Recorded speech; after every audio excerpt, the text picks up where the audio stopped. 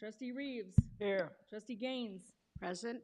Trustee Buffalo. Here. Trustee Adams. Here. We have a quorum. Thank you very much. Public comments to closed session. Public comment announcement pursuant to board policy number 2350. Public comment may be limited to 3 minutes per person. All speakers who would like to comment regarding a matter on the agenda must submit a public comment card to the board president or the recording secretary before the point in the meeting at which the agenda item is called. Public comment cards are available at the information table in the middle of the theater, from the recording secretary, or online. And we have no cards for closed session, so we are now going to adjourn to closed session, and we will hopefully be back around 9:30.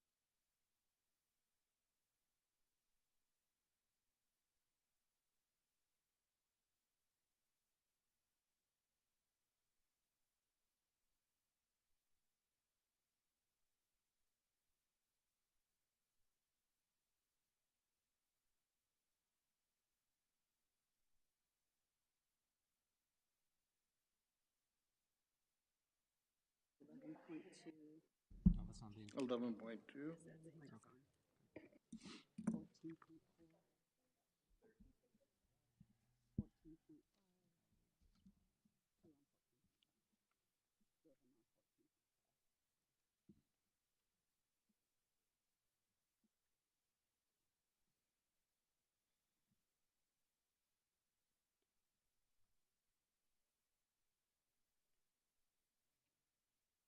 They're ready. Yes, sir.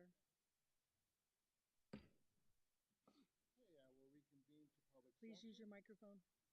Sorry. Reconvene to public session. Attendance, roll call. Student trustee Rivera, Present. trustee Harvey, Here. trustee Reeves, Here. trustee Gaines, Present. trustee Buffalo. Here. Trustee Adams. Here. We have a quorum. Thank you. I'll ask Mr. Buffalo to please lead us in the Pledge of Allegiance. Turn, place your hand over your heart, face the flag, and begin with me. I pledge allegiance To the flag of the United States of America and to the republic for which it stands, one nation, under God, indivisible, with liberty and justice for all. Thank you very much.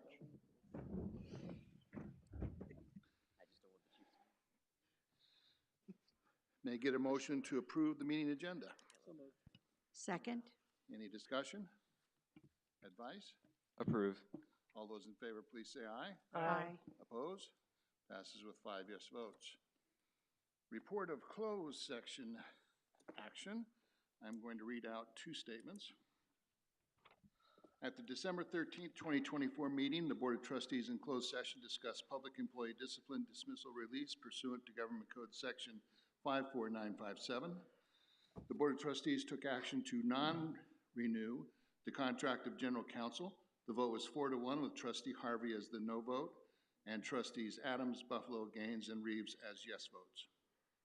At the December 13, 2024 meeting, the Board of Trustees in closed session discussed public employee discipline, dismissal, release pursuant to Government Code Section 54957. The Board of Trustees in closed session took action to not renew the employment contract of a clerical assistant 3. The vote was 5-0 with Trustees Adams, Buffalo, Gaines, Harvey, and Reeves voting yes. I have no other reportable actions out of closed session from today's closed session.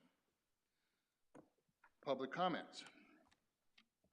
Pursuant to Board Policy Number 2350, public comment may be limited to 3 minutes per person. All speakers who would like to comment regarding a matter on the agenda must submit a public comment card to the Board President or the recording secretary before the point in the meeting at which the agenda item is called. Public comment cards are available at the information table in the middle of the theater, from the recording secretary, or online. Open forum on non-agenda items. I do have some cards. Mr. Johnson. He's not here yet. He's on his way right now. Mr. Bowen, or Dr. Bowen, sorry. I tell my students that, if they would like, they could call me Mr. Bowen, but it doesn't quite have the same ring as doctor. And that if they ever see me in Costco, I wouldn't mind them screaming out, Dr. Bowen.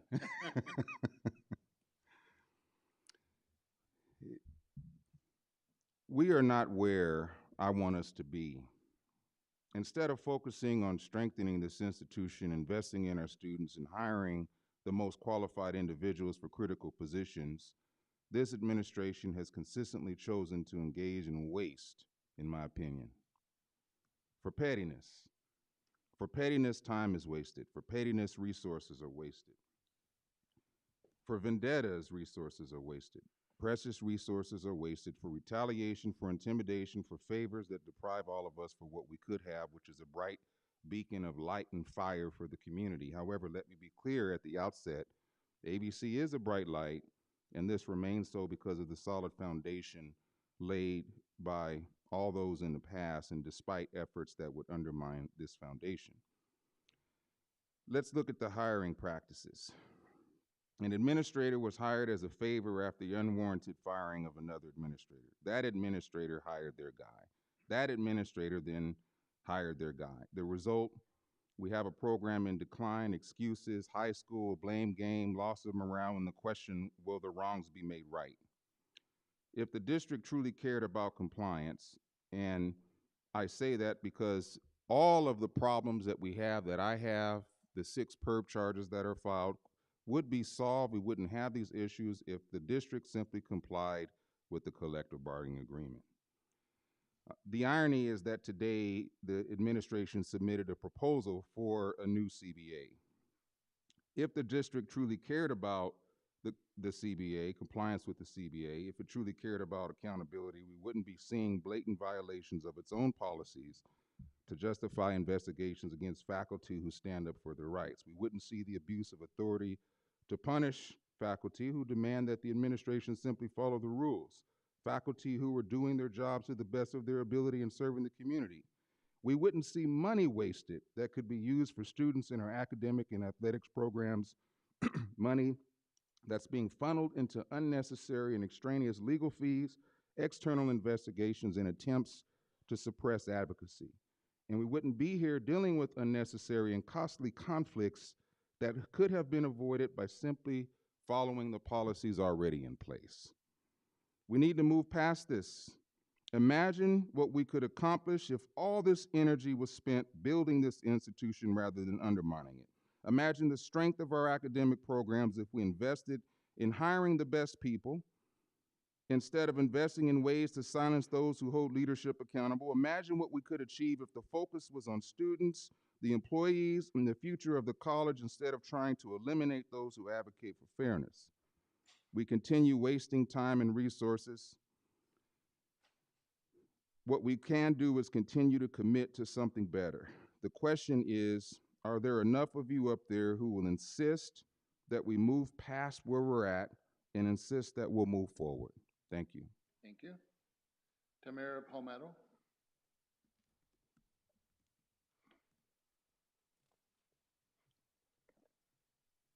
Good morning, Board of Trustees. Happy Friday. Happy first week done. I'm here to talk this morning because I had an unexpected email that I got this morning from the Emoja coordinators, our faculty coordinators, announcing to the Emoja community and the equity community that they would be stepping down effective June 2025 due to issues, well, they didn't outline it, but I've heard that there have been quite a number of issues that they have been frustrated with. What was it, in the December board meeting, and I'm not even really sure what to say to reach you guys, honestly. Trustee Buffalo, you mentioned you don't read your emails. I know that employees email you with their concerns. Your constituents email you with their concerns, and I would encourage you to just, crack open the email and see what they're saying. In the December board meeting, Rochelle Hightower was here, and she was talking with you about what the program, the Emoja program, looked like under her leadership. And she mentioned that there were over 500 students in the program at that time when she was leading the program. She also said that at the current time, in December, there were less than 100 or right around 100 students. That's a significant drop if those numbers are correct, and you should be interested to know if those numbers are correct. That should be a concern, a priority. We talk about closing equity gaps. This is one of our most concerning equity gaps, Black and African American students. And a program that directly serves these students is struggling. The faculty coordinators are struggling. They are not feeling heard clearly because if they were, they would be finishing out their terms. I don't know what to say to make things different, but the way that this college is practicing, the way people are being treated is not right. We basically had a director of equity who went out on a stress leave. Their job was retitled so that they couldn't reclaim it when they come back from a 39-month rehire list. How is that right? If you're going to follow employee discipline, if you don't want someone here, if you want to terminate someone, then stand up and be honest and follow the procedure. There is a procedure for employee discipline. It's pretty standard stuff. Verbal warnings, written warnings. I know it's costly, but you know what's more costly? Paying all of the legal firms that we are paying for these actions that employees are bringing to us because we didn't follow procedure. I keep hearing we don't have money to hire faculty and staff. Why don't we have money to hire faculty and staff? Why are we strapped for cash? Did the members of the board know how much we are spending in legal? That would be an interesting question for you to know the answer to. I'm assuming it's a lot of employee salaries that could be paid for with the cost of legal. As a matter of fact, we are paying the employee salary of our last general counsel while paying for another general counsel. And that's just 2 people. That's not all the firms. I would encourage you to look into programs like Emoja, Puente, Equity, the affinity groups that are now under the VP of Equity, and see what needs to be done. Reach out to the faculty there. Thank you so much. Thank you. Ariane Johnson?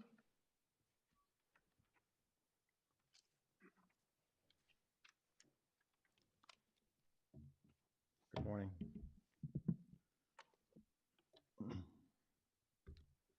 For those of you who don't know me, my name is Ariane Johnson. I am the regional field rep for the California Federation of Teachers. And I've been assigned to work with the faculty and the classified employees here at Antelope Valley for close to 3 years now. And this is my 3rd time speaking before this board. The first time I came, I introduced myself at a board meeting. The second time I came before this board, I spoke about where I was here to give the board some better clarification about a personal issue that we were dealing with. And today I'm here because there are some issues that are happening within our bargaining units that needs to be addressed.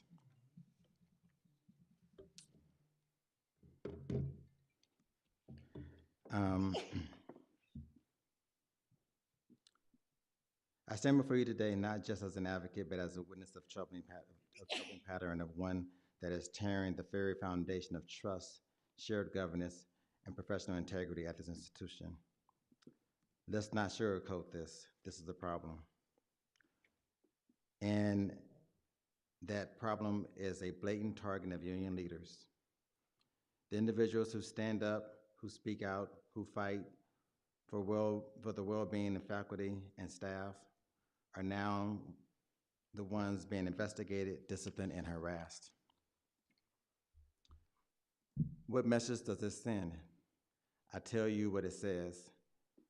It tells every faculty and classified professional on this campus that if they dare to stand up for themselves, if you challenge authority, if you advocate for fairness, then you will be made an example of. It tells them that silence is safer than action, that fear is the price of speaking out, speaking truth to power. And let me tell you something that is unacceptable.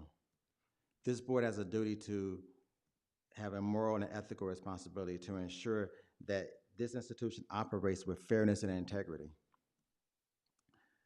But what are we seeing? What so many are seeing is a coordinated effort to intimidate and retaliate against those who dare to hold management accountable. Let me be absolutely clear. This federation does not operate on rumors. We do not raise concerns without cause. We do not speak just to make noise. If we are bringing an issue to the forefront, it is because there is something deeply wrong. And if that makes people uncomfortable, then perhaps it's time that we take a look at what and why that discomfort exists. Because if there is smoke, then you can be assured there's a fire nearby. The targeting of Pamela Ford and Dr. Jason Bowen is not just about accountability, it is about ensuring compliance. Can you wrap it up in about 10 or 15 seconds? I will. It's not about governance, it's about silencing opposition. And so let me close by saying this. I represent 10 contracts for the California Federation of Teachers. And out of my 10 contracts, this location here, where I have 2 contracts, we filed the most grievances, we filed the most perb cases, we deal with the most issues that I deal with any of my campuses. I can tell you in the 4.5 years that I've worked for CFT, I've only had one other campus that I filed a grievance at. This campus, we file grievances on a weekly basis. We deal with PERB cases on a monthly basis. We deal with situations here regularly. I'm often on this campus, dealing with investigations, dealing with personnel issues that rarely rise to a level that require the outside attorneys that we have investigating and the things that we're doing here on this campus. I don't deal with the issues that I deal with on other campuses I deal with here. And at some point, we need to change this. And at one point during my tenure here, we were on a good pathway. When Dr. Jennifer first arrived here, we was on a good pathway. But somewhere along the line, that has changed. It has changed. And we need to figure out how to get back there and how to deal with issues at the lowest possible level. Because right now, we're not. Right now, everything is going to litigation. Everything is going to investigation. Nothing is being solved at the lowest possible level. Managers on this campus are not dealing with issues directly. Everything goes to HR, and that shouldn't be. Our contract says that we would deal with grievances at the lowest possible level, and that's what we're not doing. I would like to see us return back to good governance and good labor relationships on this campus. Thank you. Thank you. Item 11, public hearing. Item 11.1, public hearing of the Antelope Valley Community College District, initial proposal to the Antelope Valley Federation of Classified Employees for collective bargaining agreement negotiations for 2025 through 2028. We will now conduct a public hearing to receive input of the Antelope Valley Community College District, initial proposal to the Antelope Valley Federation of Classified Employees for collective bargaining agreement negotiations for 2025-2028. Are there any discussions for this item? Hearing no further discussion, the public hearing is now closed. And we will move on to 11.2. Public hearing of the Antelope Valley Community College District, initial proposal to the Antelope Valley College Federation of Teachers for collective bargaining agreement negotiations for 2025 to 2028. We will now conduct a public hearing to receive input of the Antelope Valley Community College District, initial proposal to the Antelope Valley College Federation of Teachers for collective bargaining agreement negotiations for 2025 through 2028. And I have one comment card, Pamela Ford.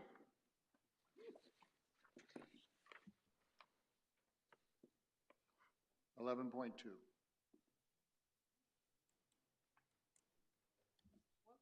one is it? 11.2 is what's written on the comment card. The card says 11.2. No, it should be. What was it? It should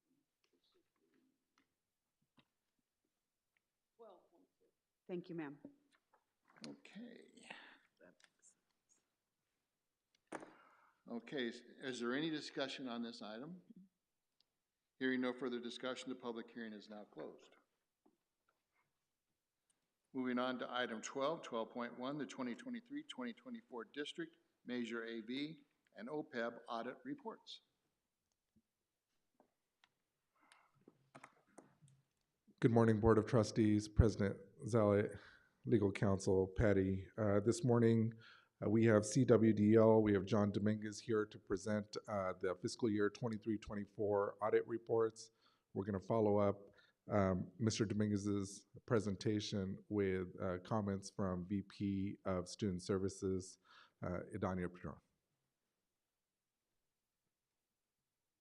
Good morning. On behalf of CWDL, happy to be here to just give a brief overview of the results from the June 30th, 2024 audits. And maybe before I do that, just to briefly extend our appreciation to all the staff throughout the district. We have a heavy emphasis in business, finance, and fiscal department, but we are working throughout the campus in a number of areas, financial aid, admissions and records, and really had tremendous support from all staff. So we certainly appreciate that. There's a large volume of requests that go into these audits. I checked, and I think over 1,000 documents were exchanged as part of our review. So we certainly appreciate that, and with that have, overall very positive results that I'll just briefly go into and open for any questions at the end there. In our overview, the services and deliverables, so we're performing the audit of the district where we render 4 opinions. Our first opinion is over the financial statements. Our second opinion is our examination of the internal controls of the districts in relation to their financial reporting and compliance. And then we're also examining the district's compliance with both federal and state requirements. And then in addition, we're performing the Measure AV Bond Financial and Performance Audit under the requirements of Proposition 39, and then also performing the OPEB Trust Audit as well. And so with that, the first opinion that we render on the district's report is that independent auditor's report. We rendered an unmodified opinion. That means that the financial data management provided to us that we subjected our audit procedures over, we felt was accurate, it was complete, the required disclosures throughout all of those audits were present, and again, were accurate and complete as we went through and examined those. And just an overview of that district report, we'll see the management discussion and analysis can be found on pages 4 through 13. That's management's opportunity to provide in kind of a narrative, explanatory portion of the report for reasons for some of the changes from, again, the period that we examined ending June 30th of 2024 to the prior year. And so we noted a slight increase in total assets and deferred outflows. There was a decrease of just over $17.2 million in the liabilities and deferred inflows, and then total net position did increase to $155 million. And we noted the negative unrestricted amount was improved slightly to a negative 5.5 million of the unrestricted there. And again, this is on the full accrual basis of accounting. This is not the governmental funds that are budgeted. This is the full accrual with all long-term items such as capital assets, OPEB, pensions, all those liabilities included as required under GASB. So again, very positive, accurate results on the financials there. And then just concluding the components of the audit, you'll see the detailed notes on pages 20 to 53 of that report. We've got some OPEB and pension schedules and the required supplementary information.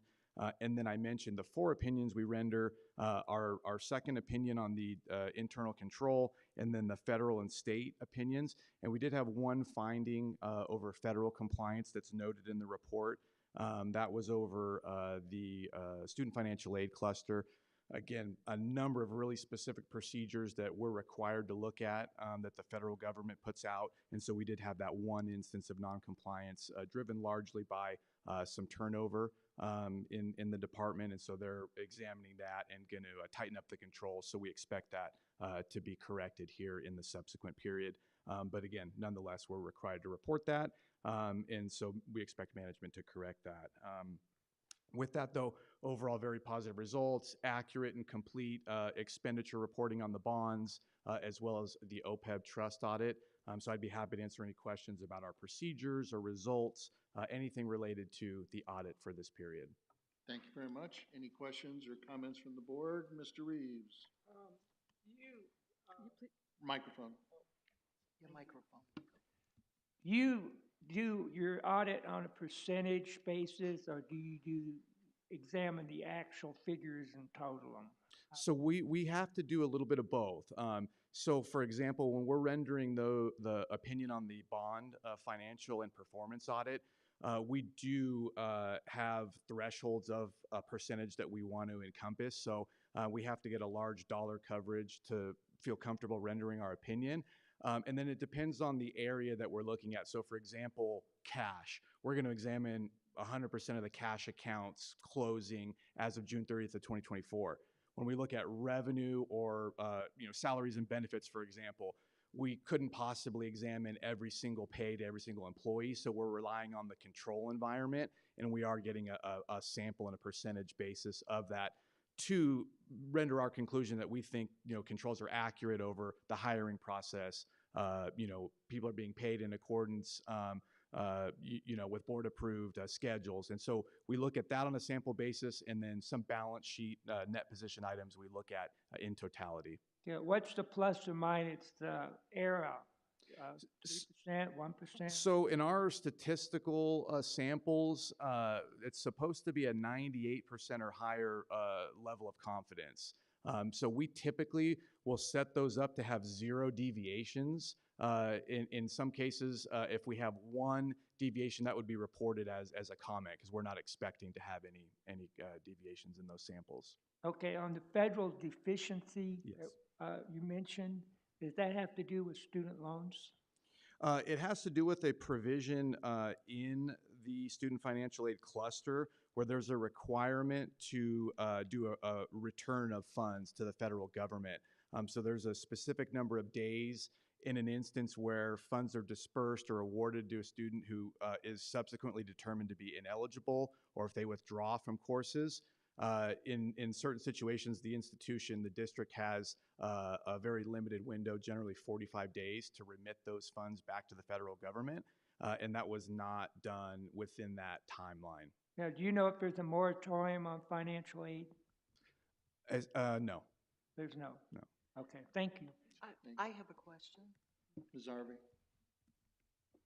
I wanted to know, unmodified, unqualified, are they both the same? So the terminology used to be unqualified, and about 7-8 years ago, they updated the audit standards, so they essentially mean the same thing. The current terminology in reference to the accuracy of the financial opinion is unmodified, so that's the best opinion at our disposal. Okay, thank you for that. I think it's important that we understand the terminology. The second part is the financial aid discrepancy or deficiencies that you found. Were those well explained to VP Barr, and what the solutions for making sure that we can have checks and balances on returning money to the federal government? Because I know personally there are penalties involved. Yes, I think that's very clear, and we fully expect management to have a solution in place that will be prevented going forward. So we'll re-examine that as part of this subsequent period audit. Thank you. Sure. Ms. Gaines? Actually, he's already answered my question. Thank you. Thank you. Any other questions or comments from the board? Thank you very much. Good presentation. My pleasure. Thank you. Item 12.2, Office of People, Culture, and Talent and Compliance Update. Just a moment. Financial aid, Adanya, the Vice President, has a response, an additional report to this item. Okay. Good morning. Good morning, Superintendent, President Jennifer Zalette, and Michael Adams, Board President, and the rest of the board. It is our pleasure here today, this morning, to talk to you a little bit about our financial response to the audit findings, and hopefully this will be able to answer some of the questions on corrective behavior.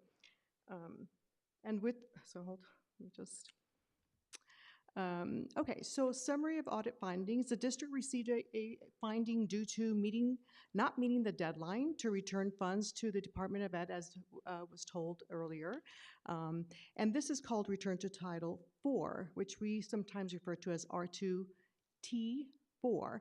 And of course, when student withdraws from school, or the institution calculates how much their Title IV aid is, and so for example, for Pell Grants or student loans, federal loans, they have an earned based on their attendance as well. The college must return under an unearned portion to the Department of Education. And this is, and to get into finding, it's either because it was calculated incorrectly or it was not done within the time frame. And so with this finding, it was too late calculations. And as mentioned, we had a turnover in our financial aid department with the retirement of Nichelle Williams in August.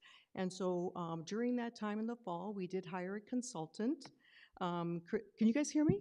Yes, okay. We hired a consultant, which I have, that she became and worked with us in the fall. And then starting January, the consultant joined our team, and she is our interim director of financial aid. Her name is Dr. Christina Tangalaka. She's with me here today.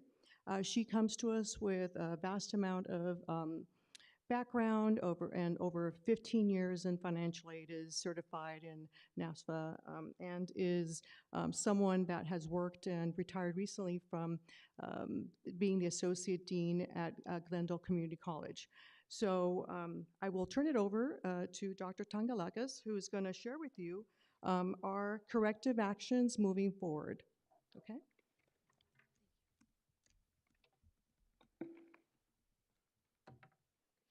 Thank you, Dr. Patron.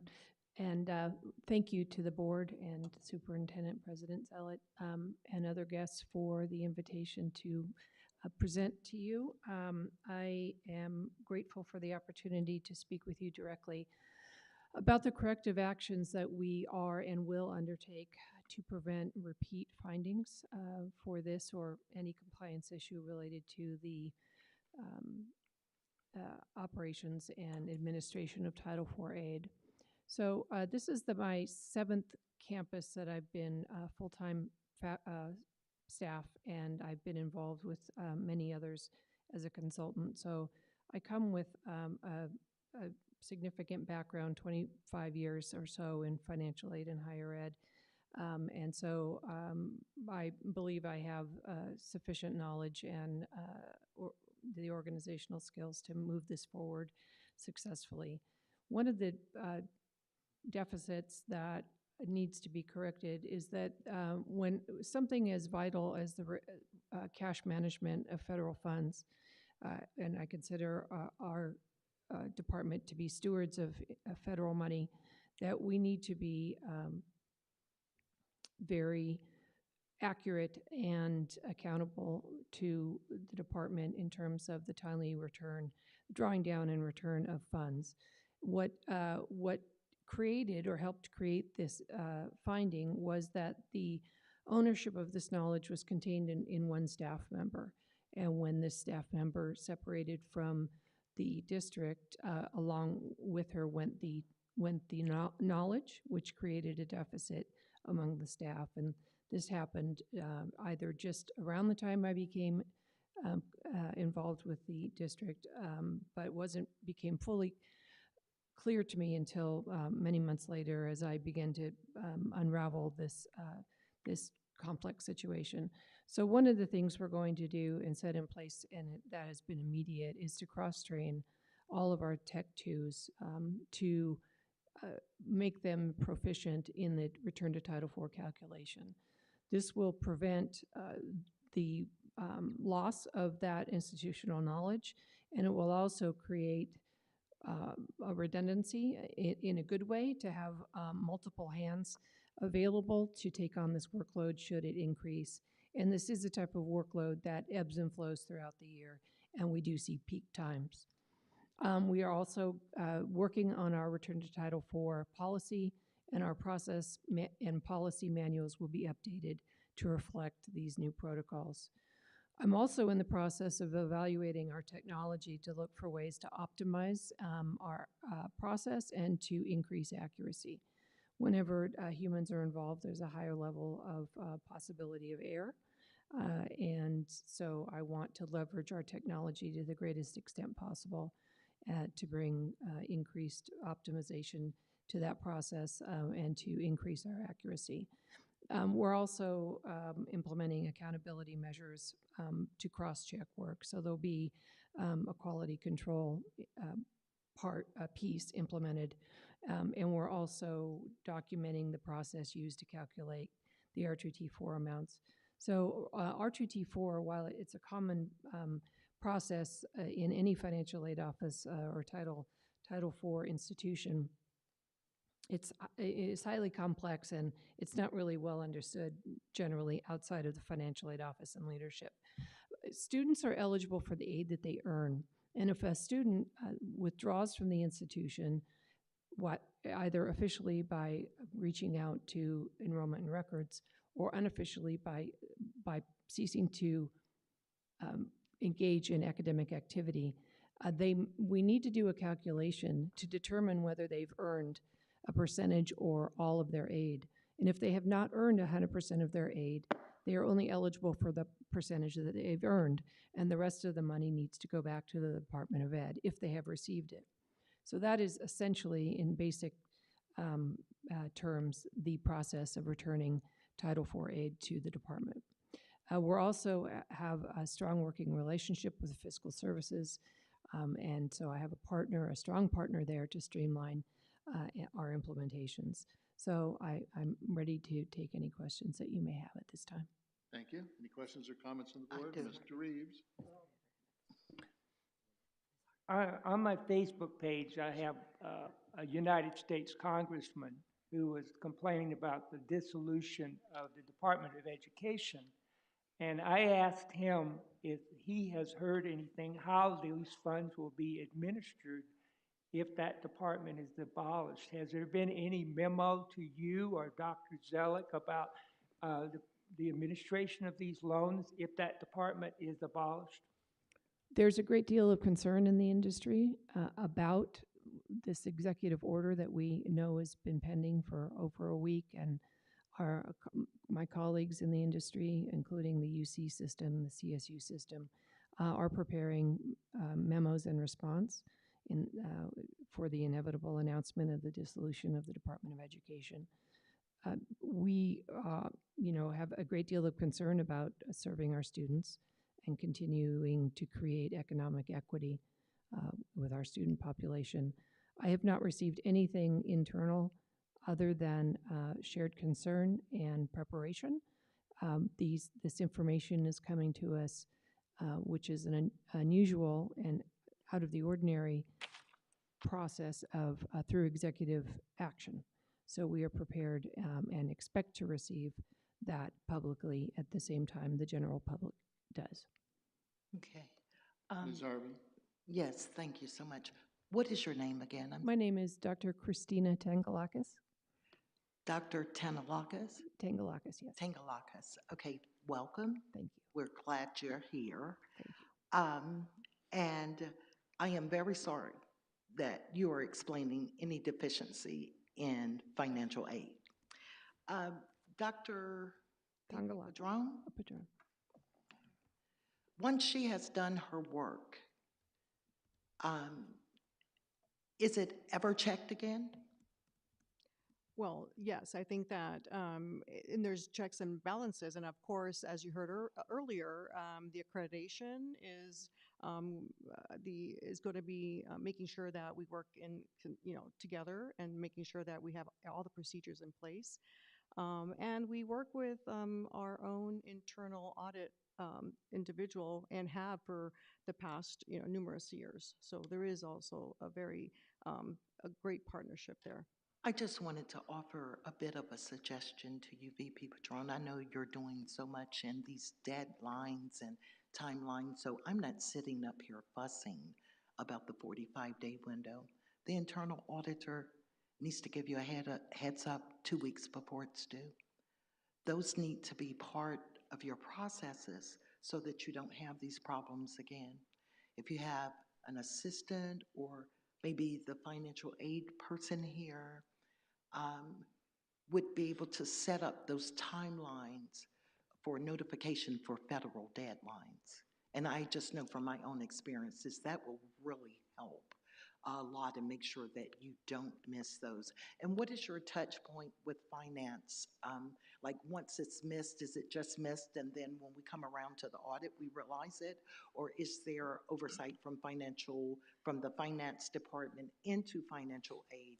I'm just trying to figure out for the public how it works. Yes, so. I'd be happy to answer that question, Ms. Harvey. Thank you. There are already built-in checks and balances in the drawing down and returning of Title IV aid. The Financial Aid Office can authorize money to be drawn down or returned, but the fiscal side does the actual drawing down and return based on our authorization, as that's part of our agreement with the Department of Ed to be a Title IV institution, that we have that separation. We cannot be family members or any way related, and I want to make it clear to the board and to campus leadership that there's no incentive not to be fully compliant with Title IV regulations. I have, on a personal level, my own reputation, but also primarily the health of the risk that this institution and district takes. And those are my primary concerns, are to continue to be in good standing with the Department of Education, to continue to serve our students, because ultimately this is an equity issue and we need to continue uninterrupted to bridge the economic barriers to student success. This is excellent. I wish you the very best. I'm sorry to take so much time, but without financial aid, we don't have a college. So thank you. Ms. Gaines? Yes, I too want to welcome you, Dr. Tankalakis, to Antelope Valley Community College. I have a couple of questions. If my memory serves me right, this is not our first year having issues with financial aid in the financial aid department. I think this is an ongoing situation. And this audit is predicated on 23-24, correct? Not this year. And I also know Title IV, this is not the first year in 23-24 that the expectation is that if we do not use all, if we do not, students are not here to receive that the funds are expected to go back. Am I correct? Yes, that's correct. So, I mean, and correct me if I'm wrong, please. I thought I heard you say that we lost an employee, and because we lost this employee, this kind of all happened. Are you telling me that predicated on one employee, we did not meet an audit expectation or a Title IV expectation? There were several employees. It was also the director of financial aid. It was the employee who was responsible for it, which we thought that person already had trained before she left. And then we had several other vacancies. And currently we have 4 vacancies in financial aid. And I'm a little concerned this year. You hear rumblings in the community, and I have people that come to me every once in a while, and they imply more recently for the fall of 24, which would not be encompassed in this audit, that the students were really received the financial aid late. Many of them, not all, but some of them really received their financial aid late. Is this going to be an issue since we're dispersing the aid late, that we're also going to be late again in returning any amounts that should go back to Title IV? Those two processes are unrelated, and I need to, I don't know that I have time to go through our disbursement process, but that's equally regulated. We don't draw down funds until we can confirm that a student is enrolled and that their application for financial aid is complete. We need to clear up all conflicting information and all missing documentation before a student is deemed eligible for federal and many state aid programs.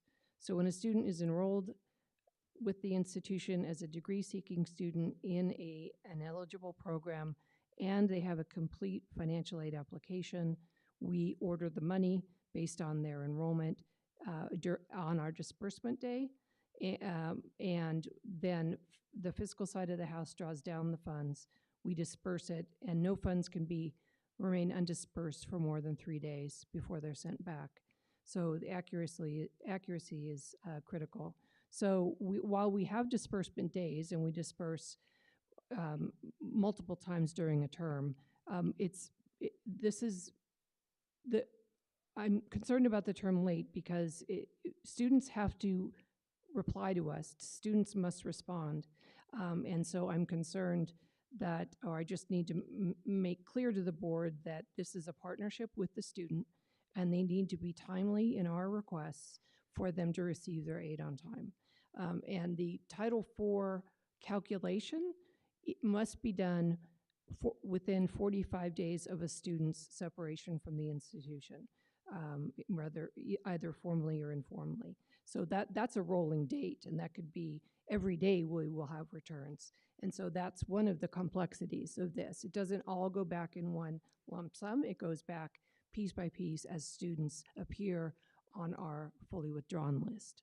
And if I may interject, Trustee Gaines, one of the mitigating factors in last fall was the revision of the FAFSA form, and that was a nationwide catastrophe, to be quite honest, because that's what happened, I think, mainly for last year. I was going to interject. Thank you, Doctor. And I just have one more question. I think we would all agree that completing the FAFSA, we have many students in our community college who perhaps do not have the parental support in filling out that document and may come to the conclusion that once I filled it out, I'm done, I'm gonna get my aid, not knowing that a few weeks later that it may need another signature of theirs or something along those lines. Um, what are we doing to support our students to make sure that they're not a month into class where their lab teachers are expecting lab kits, et cetera, and they don't have the funds to buy these? What are we doing as a community college to really put our students first and make sure that they get this financial aid in a timely manner, not 3 or 4 weeks after they've already been sitting in class looking like the isolated student who doesn't have what they need to be truly engaged in that learning? We're doing outreach, and not only that, if the student is missing information, we call and make sure we're continuously, in communication with them. We also have open hours where we offer online where they can drop in and get any questions asked. We're also going out to and partnering up with our outreach team that goes out to local high schools to give them information and help with the process. We also have some we have counselors in the local high schools with us that if there's any issues with any of the students with their financial aid, they're directly connected with our department. And so we're doing as much as we can as far as making sure that as we see the students coming through and if they're missing something, it's automatically we're calling them to make sure that they have all the paperwork so that we don't have a delay in disbursement. Thank you. Thank you. Any other questions or comments from the board? Thank you so much. Thank you. Good presentation. Now I can go to 12.2? Okay. 12.2, Office of People, Culture, and Talent and Compliance Updates. I do have one speaker card, so we'll hear the speaker first and then the presentation. Pamela Ford.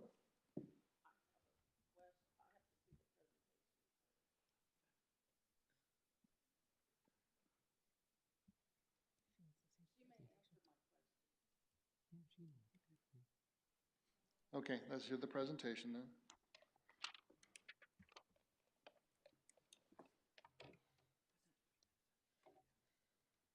Okay. Good morning, Board of Trustees, President Zealot, and colleagues. Thank you for providing me with this opportunity to speak with you today regarding compliance efforts and procedures occurring within the Department of People, Culture, and Talent.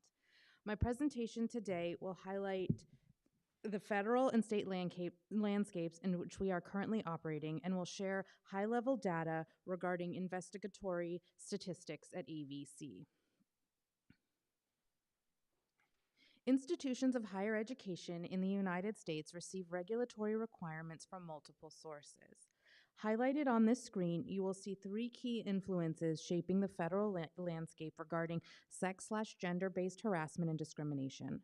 As an institution of higher education in the United States, we must abide by the 1972 Title IX Education Amendment Act, the 1990 Clery Act, which explains our requirements for crime reporting, timely warnings, and prevention education efforts, and the 2013 Violence Against Women Act, also known as VAWA. The 2013 VAWA Reauthorization Act expanded definitions of sexual misconduct and expanded protections for students and employees. Additionally, as an institution of higher education in California, we must also abide by SB 493, which was enacted in January of 22 and expanded reporting requirements of employees pertaining to actual or suspected allegations of sexual misconduct. These laws and regulations clearly articulate due process procedures for parties involved in investigations and provide frameworks in which schools must operate. Some of the requirements include prompt, fair, and impartial processes, timely notices to all parties, equal access to information being used to make a determination, extension of timelines for good cause, and simultaneous notice of outcome. As you are probably aware, Title IX has been and remains a hot topic for colleges and universities in the United States. While it has been in effect since 1972, since 2011, we have repeatedly received updated and oftentimes contradictory information regarding the requirements and enforcement by the U.S. Department of Education's Office for Civil Rights. In May of 2020, then President Trump issued new Title IX regulations that were effective August of that same year. Former President Biden's administration issued new regulations effective August 2024 in response to Trump's 2020 regulations. Several schools, including AVC, did not implement the 2024 regulations as we were subject to an injunction from the court in Kansas. On January 9th, 2025, the Supreme Court vacated the 2024 regulations, and we are back under the 2020 regulations. The Office for Civil Rights issued guidance on January 31st, 2025, so about a week ago, informing schools that they would only enforce the 2020 regulations and modify the definition of what it means on the basis of sex. The federal definition no longer includes sex stereotypes and sexual orientation. Additionally, President Trump issued an executive order limiting the definition of sex to male and female. The good news is that nothing changes here at AVC, as we have continually operated under the 2020 regulations, so all of our ongoing investigations comport themselves with the current federal guidelines. It is significant to note that while federal law supersedes state law, we also must abide by California law, which has a more inclusive definition of on the basis of sex and provides additional protections, including gender, sexual orientation, gender identity, and gender expression. So you can see the pendulum is continually shifting here. As the Title IX coordinator for the district, I stay abreast of all requirements and continually evaluate our procedures to ensure compliance. Just to underscore the fluidity of this current landscape, an additional OCR Dear Colleague letter was issued just this week on February 4th. The presentation was created before this new Dear Colleague letter was issued. It doesn't change anything for us, but that just shows how we're constantly getting new updates. On this slide, you will see a very high-level overview of the Title IX investigatory process at AVC. The process is initiated when we, as the district, become on notice and includes multiple opportunities for individuals to review and comment upon the data collected prior to the issuance of an outcome. I want to take a moment to explain the concept of notice here. The district is on notice when the Title IX coordinator or an official with authority, also known as an OWA, has actual or suspected knowledge of misconduct. An OWA is a person who has the authority to implement corrective action and/or who others perceive as having the ability to enact change. So essentially, it's someone who comes to a district employee because they think they can help them. Upon notice, my team sends outreach to the impacted party, informing them of their rights, resources, and reporting options. Should an individual impacted request an investigation, the Title IX coordinator must then assess for jurisdiction. Under the 2020 regulations, we only have jurisdiction under occasions, events, or circumstances where the district has substantial control over both the respondent and the context in which the allegation of harassment occurred. I must consider whether the reporting party was accessing or attempting to access the district's program or opportunities or educational activities at the time. It must also have occurred in the United States. However, if it does not meet Title IX jurisdiction, we can still proceed with an investigation under state law and our relevant BPs/APs, even if a process or an investigation was dismissed under Title IX. There are times when I, as the Title IX coordinator, must initiate an investigation without a participatory reporting party. These instances can include, but are not limited to, pattern behavior, multiple impacted parties, threats of violence, and instances that involve minors.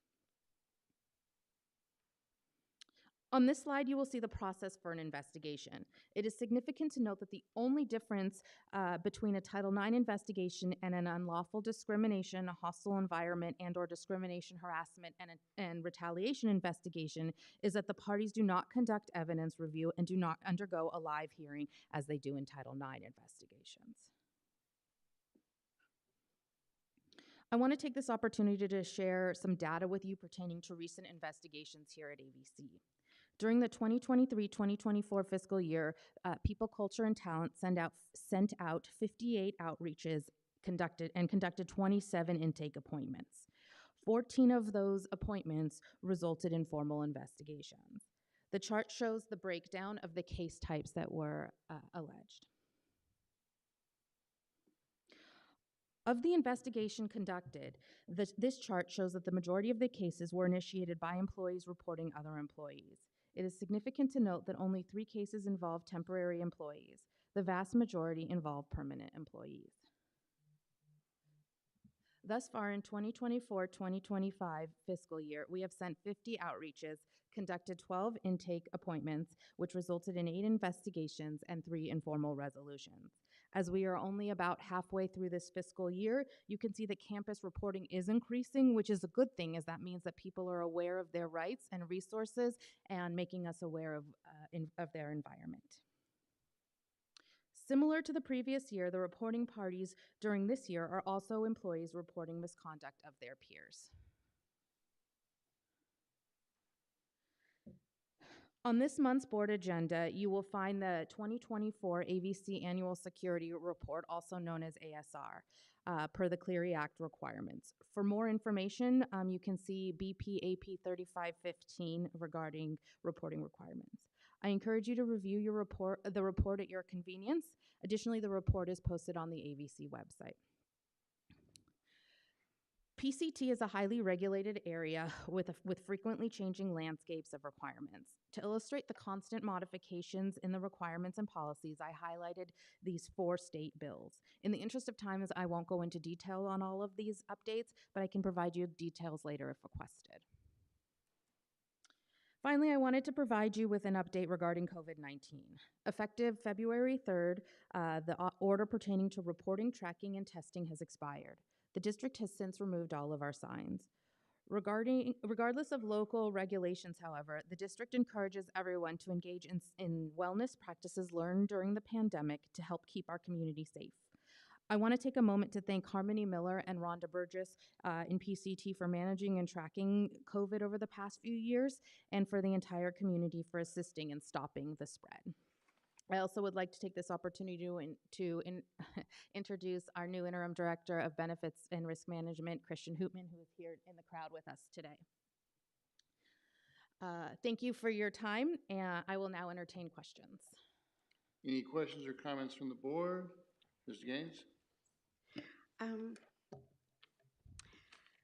VP Halsbert, in the transition from 2024 back to 2020, my assumption is there's a Title IX committee. Is there a Title IX committee on our campus? We do not have a Title IX committee. So who in either 24 or 20, who would be the appeals person on our campus? The appeal for an investigation? Is that what you're asking? I believe our board policy states that it's our superintendent president. Okay. And so we have no other... And then they can also appeal. People are always welcome to appeal to OCR, the CRD, which is California... the old name for DFEH, state regulatory opportunities. So they can also avail themselves to those rights as well. So then I'm going to understand that at the community college, we do not have to have a 5-member Title IX committee? No, that's, you mean, you're talking about a sanctioning board or a decision-making board? Yes. Okay, so no, we have an outside decision maker, and so a third party comes in and adjudicates or hears the sides of all the parties when it comes to a Title IX hearing and makes their decision. It is a one-person body.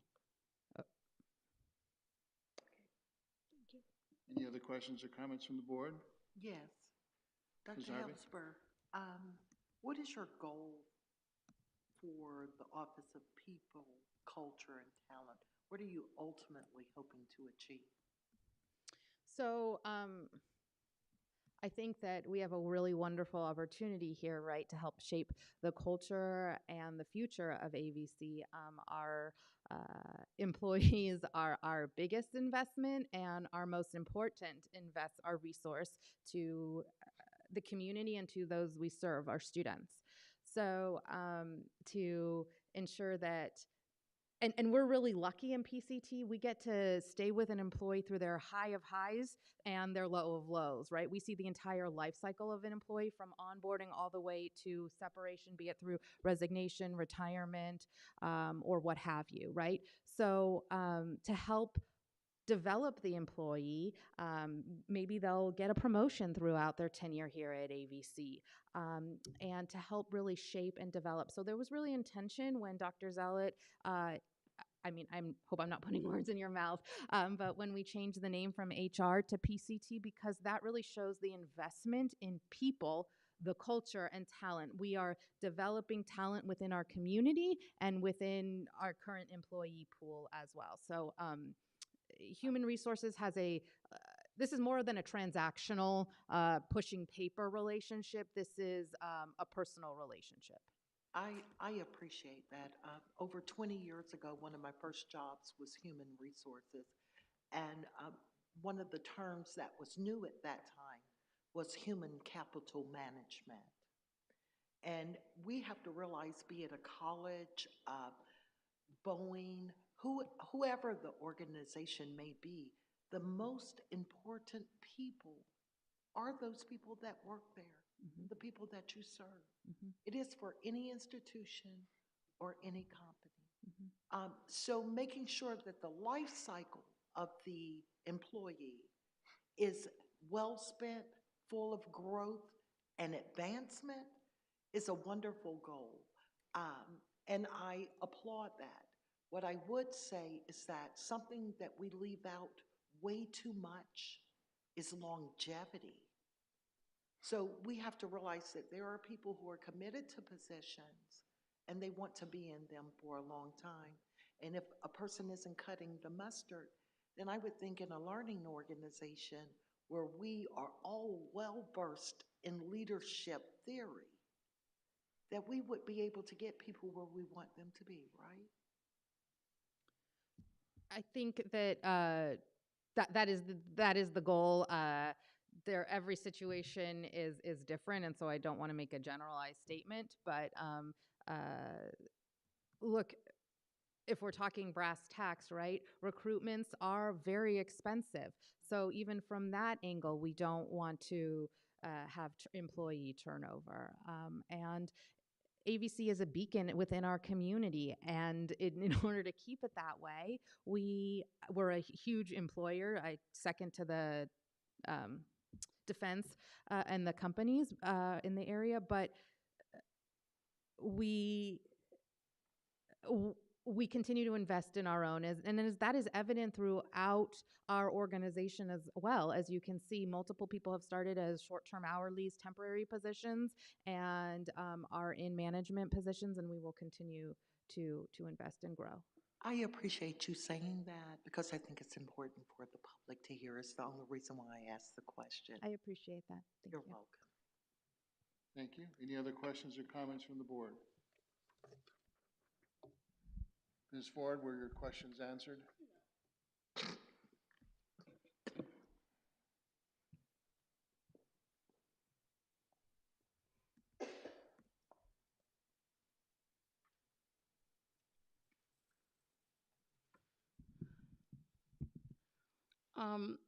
I would like to know, under Title IX, is there a component for mediation?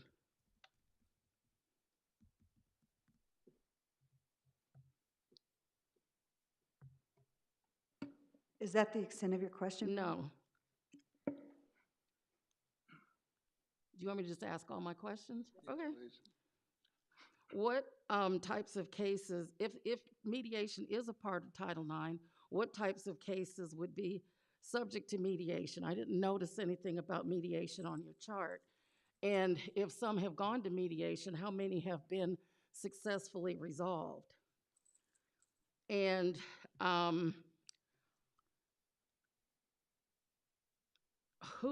what position in HR conducts the intake for Title IX complaints, and what type of degree and training is required for this role? Is this a CMS position or is it a classified position? And is there a job description available that can answer those questions? Also, you mentioned there's an outside decision maker. If there's an outside decision maker and they determine that a Title IX case is unsubstantiated, then why is the district allowed to apply its own discipline? And the last question is there a total cost to date for the cases that have been adjudicated as far as Title IX complaints? If you didn't get that, I'll email it to you. Do you want to? VP Helsper, please feel free to answer.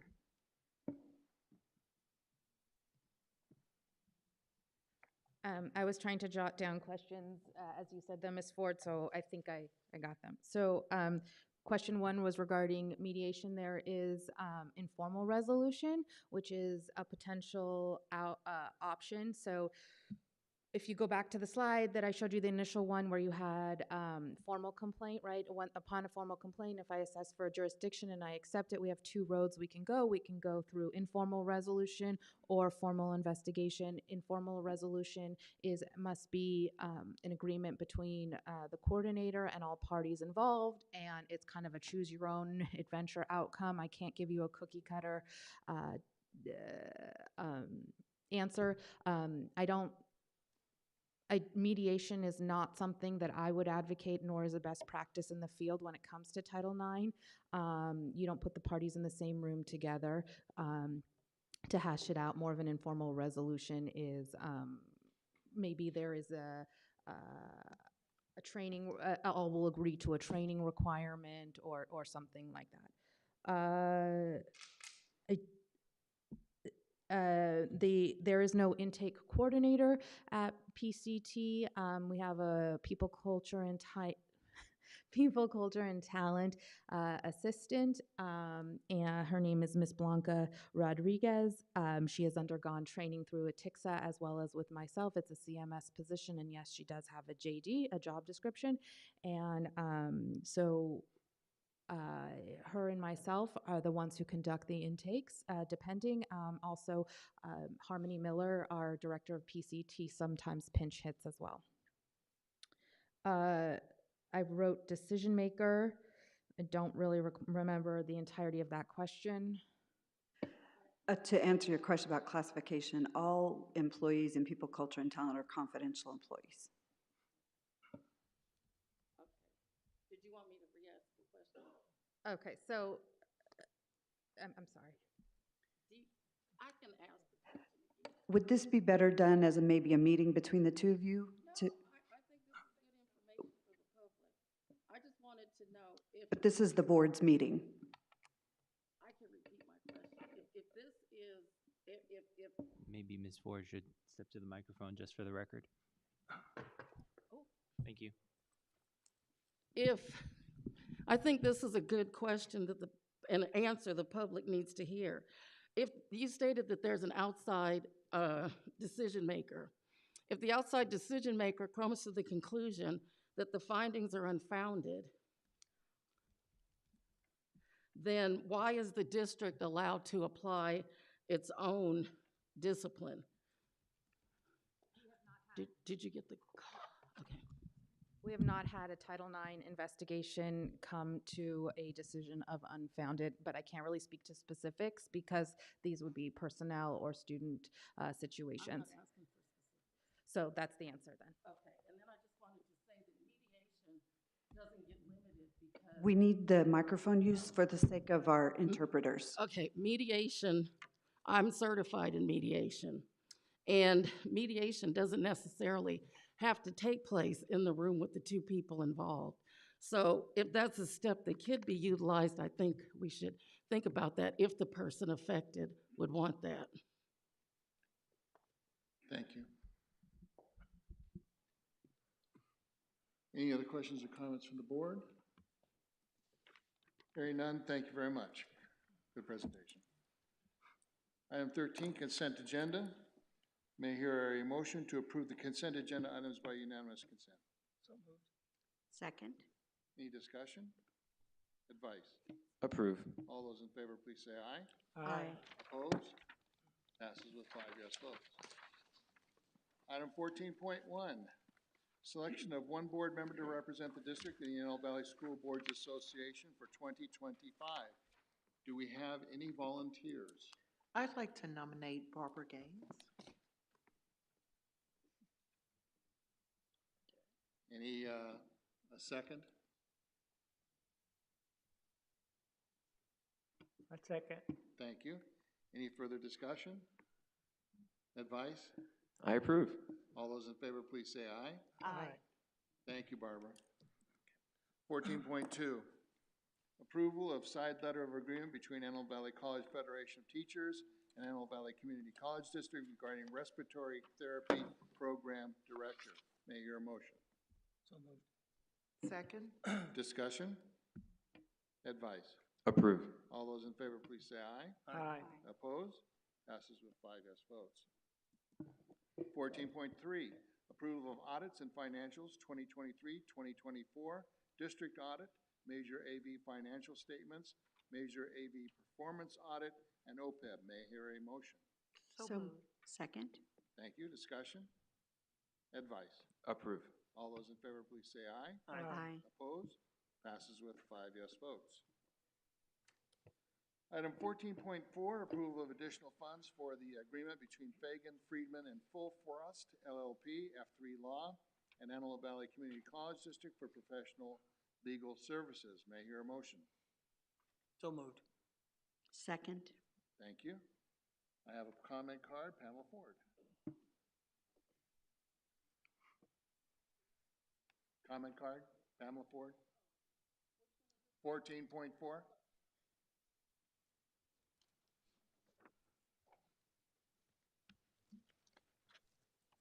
I was just a little confused. Is this a final contract ending? And is this a new contract beginning, or is this just the end? This is, the contract is still in the contract period. It's coming back to the board to raise the not to exceed amount. Okay, so it's not a final contract. It has ending dates on it, but what we're asking the board to do is raise the not to exceed limit. Okay, thank you. Thank you. Any further discussion? Advice? Approve. All those in favor, please say aye. Aye. Opposed? Passes with 5 yes votes. 14.5, approval of amendment to our professional services agreement between McDougal, Bamer, Foley, Lyon, Mitchell, and Erickson, a professional corporation, and Antelope Valley Community College District to increase funds for legal services and Title IX live hearing decision-making. May I hear a motion? So moved.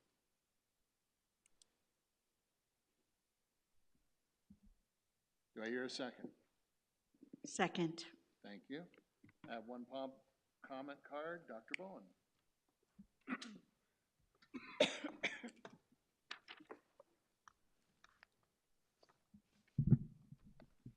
Thank you, everyone. I do not dispute the need for such services.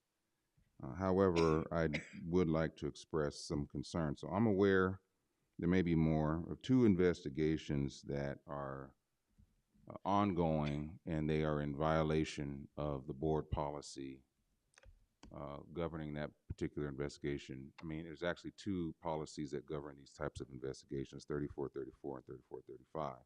And regardless of which one you would apply to these 2 particular investigations, the college is out of compliance with its own policies and also out of compliance with the collective bargaining agreement. there's a third investigation, Title IX investigation, that I'm aware of that, in my opinion, shouldn't even have begun.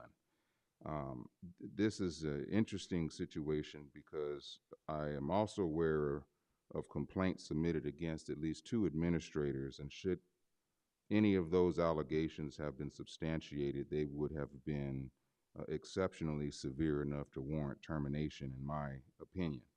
And yet, those complaints were not designated as Title IX complaints. So a concern regarding the current procedures at Antelope Valley College is that the process is being weaponized and used inappropriately.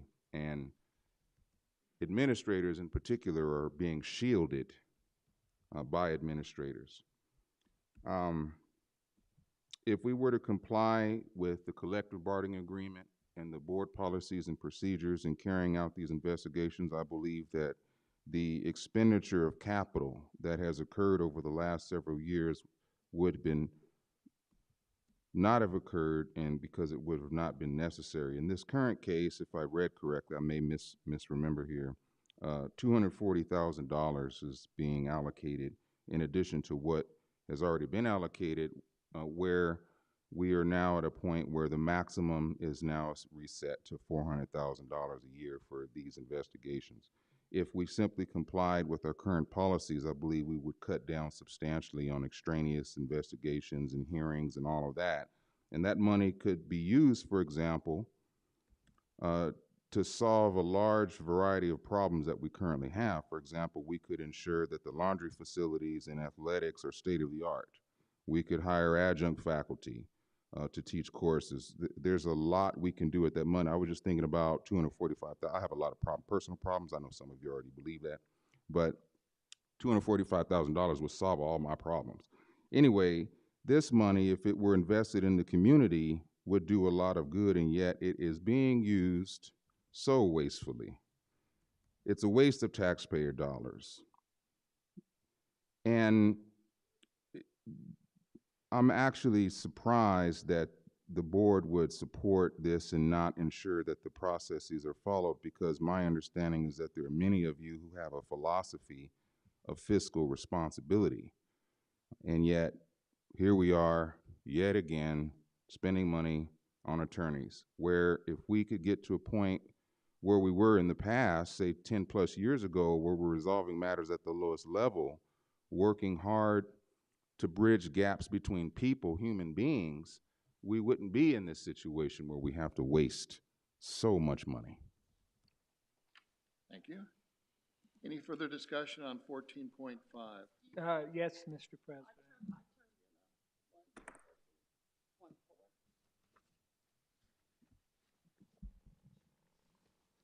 Please come on up, Ms. Ford.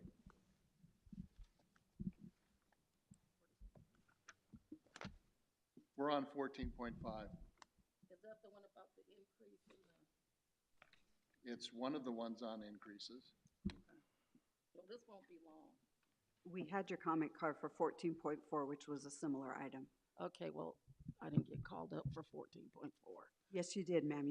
You asked. Listen, all I want to know is the $240,000 is the salary of the internal legal counsel, Bridget Cook. So now paying $240 for adding $240 combined with her salary makes it what Jason said, $480,000. And then if you consider the hotel stay, transcriptions of notes and so forth, we're increasing our legal fees, and the targeted results are the same against employees. Thank you. Any further discussion on 14.5? Yes, Mr. President. We've had a lot of discussion today about law firms, investigations, concerns, etc. I'm proposing an amendment to this motion that whenever an employee or a student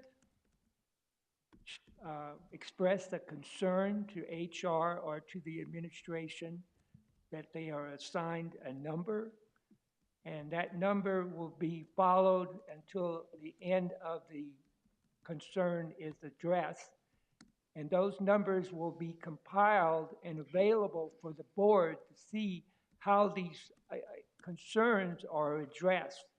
I believe we need to keep track of this on a monthly basis to see if these items are being resolved, and they may be resolved without an investigation and outside counsel.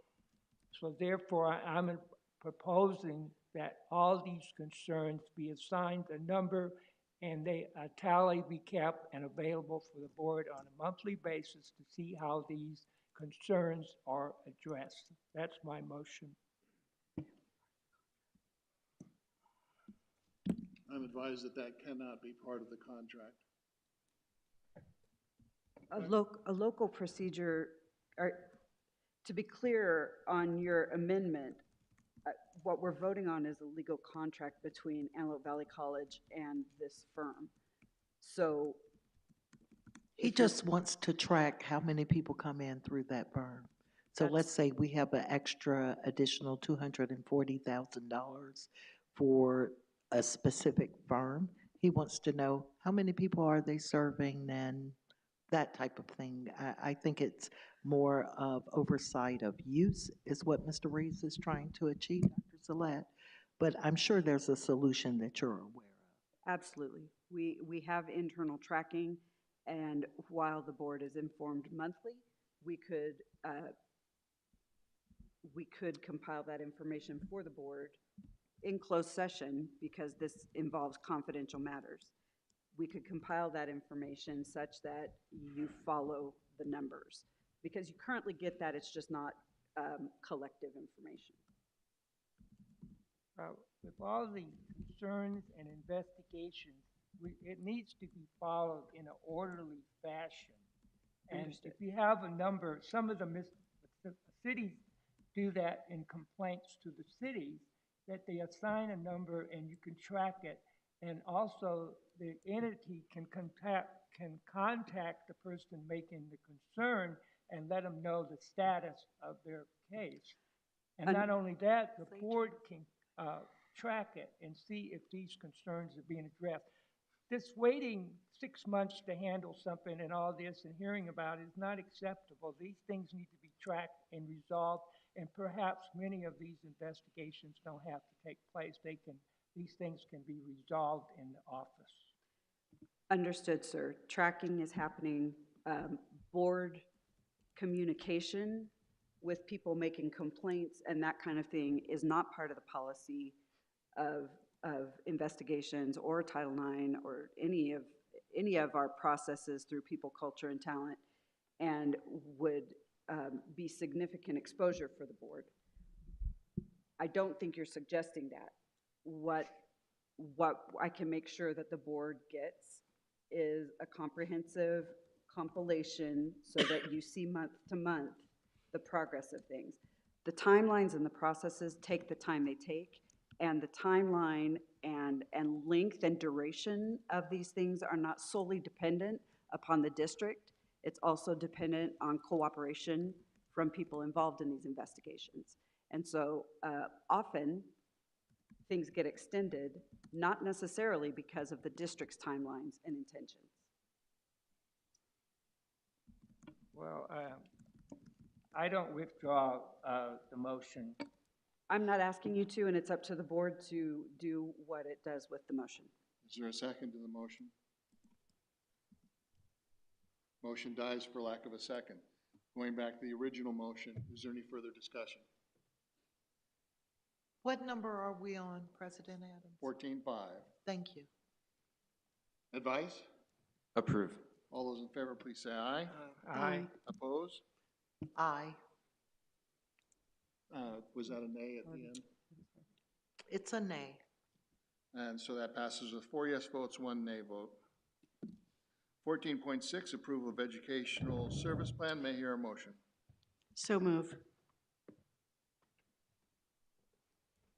Second. Discussion? Advice? Approve. All those in favor, please say aye. Aye. Opposed? Passes with 4 yes votes, 1 absent. 14.7, approval of clinical affiliation agreement between AVOR's Medical Group, and Antelope Valley Community College for the Medical Office Assisting Program. May I hear a motion? So move. Second. Discussion? Advice? Approve. All those in favor, please say aye. Aye. Opposed? Passes with 4 yes votes and 1 absent. 14.8, approval of clinical affiliation agreement between Chamberlain University and Antelope Valley College to allow graduate students the opportunity to precept with AVC nursing faculty. May I hear a motion? So move. Second. Thank you. Discussion? Yes.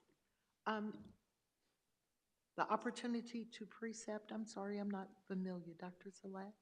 Looks like a great opportunity. What are we doing there? I'm sorry, ma'am, I couldn't hear the last part. Oh, it's okay. It says that graduate students would have the opportunity to precept with AVC nursing faculty. Sounds like a good opportunity for students. I'm just trying to figure out what is it. Yes, so precepting is coming alongside the faculty, and when graduate students are precepting, it's almost like a student teaching experience. Great. Yeah, that's awesome. Thank you. Any further discussion? Advice?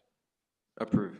All those in favor, please say aye. Aye. Opposed? Passes with 4 yes votes and 1 absent. 14.9, approval of clinical affiliation agreement between Magic Stone Child Care Incorporated and Antelope Valley Community College Medical Office Assistant Program. May I hear a motion? So move. Second. Discussion? Advice? Approve. All those in favor, please say aye. Aye. Opposed? Passes with 4 yes votes, 1 absent. 14.10, approval of master service agreement between Complio System, American Data Bank, and Antelope Valley College for background and drug screening services required by clinical site Antelope Valley Healthcare. May I hear a motion? So move.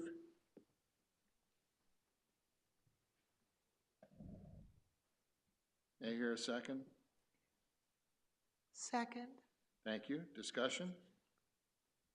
Advice? Approve. All those in favor, please say aye.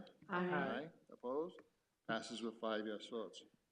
14.11, approval of the 2024-2025 spring men's volleyball and men and women's track and field sports schedules. May I hear a motion? So moved. Second. Discussion? Advice? Approve. All those in favor, please say aye. Aye. Opposed? Passes with 5 yes votes. 14.12, approval of the non-resident and capital outlay fee rates for 2025-2026. May I hear a motion? So moved. Second. Discussion? Advice? Approve. All those in favor, please say aye. Aye. Opposed? Passes with 5 yes votes. 14.13, approval of online tutoring services with Link Systems International Incorporation. May I hear a motion? So moved. Second. Discussion? Advice? Approve. All those in favor, please say aye. Aye. Opposed? Passes with 5 yes votes. 14.14, approval of amendment number 1 of service agreement between North State Environmental and Antelope Valley College for removal of hazardous waste. May I hear a motion? So move. Second. Discussion? Advice? Approve. All those in favor, please say aye. Aye. Opposed? Passes with 5 yes votes. 14.15, approval of elevator and wheelchair lift maintenance and repairs agreement between TK Elevator Corporation and Antelope Valley College. May I hear a motion? So moved. Second. Discussion? Advice? Approve. All those in favor, please say aye. Aye. Opposed? Passes with 5 yes votes. 14.16, approval of contract between Asset Works LLC and Antelope Valley College for fixed asset inventory services. May I hear a motion? So move. Second. Discussion? Advice? Approve. All those in favor, please say aye. Aye. Opposed? Passes with 5 yes votes. With the board's indulgence, I'd like to combine 14, 17, 18, 19, and 20 because they're all dealing with scheduled maintenance funds. May I hear a motion? So moved. Second. Discussion? Yes, Mr. President. I want to discuss 1417. This contract for labor and material for drainage, this doesn't have anything to do with our giving the city permission to take some of our property. No, sir, this is not about the 30 acres. Okay, thank you. Any further discussion? Advice? Approve. All those in favor, please say aye. Aye. Opposed? Passes with 5 yes votes. With the board's indulgence, I'd like to combine 1421 and 1422 as they both deal with major AV funds. May I hear a motion? So moved. Second? Discussion? Advice? Approve. All those in favor, please say aye. Aye. Opposed? Passes with 5 yes votes. Item 15, informational items. There are 3 items for information. Please review them at your convenience. 16, reports and announcements. 16.1, Academic Senate. Al Huntsman.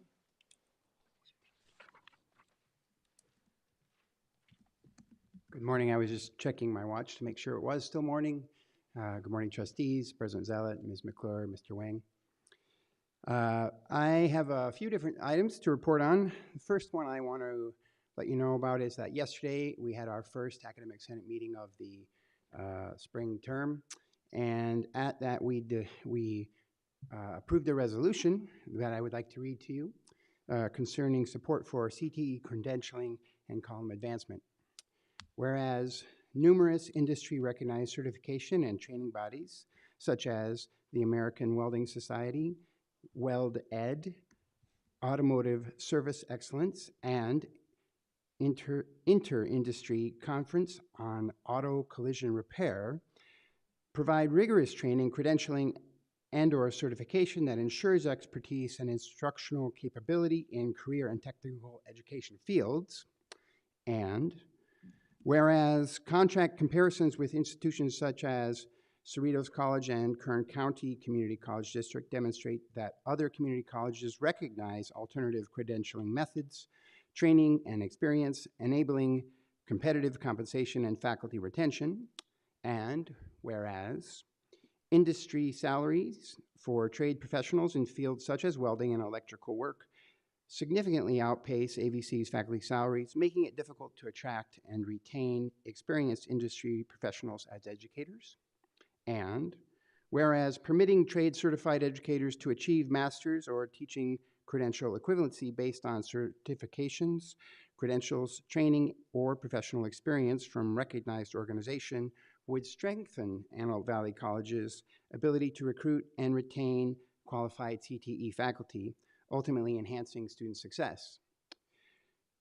Now, therefore, the Academic Senate of Antelope Valley College recommends to the AVC Faculty Union and to the AVC District the adoption of credential equivalency criteria, including training, certifications, and experience leading to column advancement for career and technical education faculty.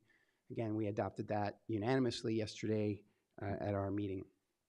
Please note that while, of course, we do not have the purview over salaries and benefits, we do have purview in credentials, and so that's what we're weighing in on and recommending to the district and the union to bargain over the salary advancement.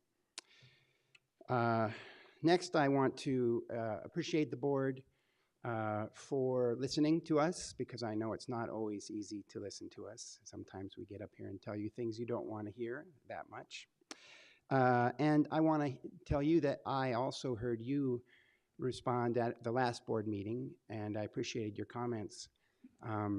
And I want to encourage you to continue asking your questions, to continue doing your due diligence, and to be a board that, you know, makes the best decisions that you can. Somewhat related to that, I want to acknowledge that Wine Walk tickets are now available. And I'm going to be buying at least 2. So I don't want to give them to just one board member. I want to spread that out a little bit. So please, either contact me or I'll contact you. We'll work that out. Finally, as I usually do every month, I want to acknowledge some faculty. In this particular one, I really want to acknowledge some faculty that work in our training first responders, and this is especially relevant, I think, because of the disaster, catastrophe. I'm not sure even if that's the right word, that we've endured in the LA County over the last month or so. So I want to acknowledge the following. Darren Waters. Darren has been with the college for 3.5 years and is as an EMT instructor.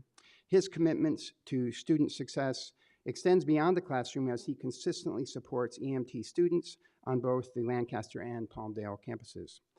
Notably, he spent 20 hours of his own time ensuring that the Palmdale EMT classroom was fully stocked, cleaned, and organized for this spring term.